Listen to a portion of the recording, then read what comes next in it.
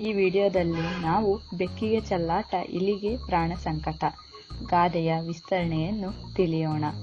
ಇಂತಹ ವಿಡಿಯೋಗಳಿಗೆ ದಯವಿಟ್ಟು ನನ್ನ ಚಾನೆಲ್ ಸಬ್ಸ್ಕ್ರೈಬ್ ಮಾಡಿ.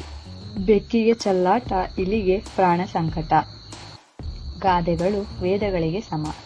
ವೇದ ಸುಳ್ಳಾದರೂ ಗಾದೆ ಸುಳ್ಳಾಗದು. ಗಾದೆಗಳು ಹಿರಿಯರು ನುಡಿದ ನುಡಿಮುತ್ತುಗಳು.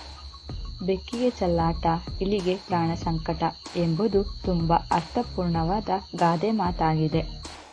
ಬೆಕ್ಕಿನ ಬಾಯಿಗೆ ಇಲಿ ಸಿಕ್ಕಾಗ ಬೆಕ್ಕು ಇಲಿಯನ್ನು ಬಾಯಲ್ಲಿ ಇಟ್ಟುಕೊಂಡು ಚೆಲ್ಲಾಟ ಆಡುತ್ತಿರುತ್ತದೆ. ಅಂದರೆ ಬೆಕ್ಕಿಗೆ ಇಲಿಯನ್ನು ಕಂಡರೆ ಚೆಲ್ಲಾಟ, ಸಂತೋಷ, ಆಹಾರ ದೊರೆಯಿತು ಎಂಬ ಆನಂದ. ಆದರೆ ಇಲಿಗೆ ತನ್ನ ಪ್ರಾಣ ಈಗ ಹೋಗುತ್ತದೆ ಎಂದು ಸಂಕಟ ಪಡುತ್ತಿರುತ್ತದೆ.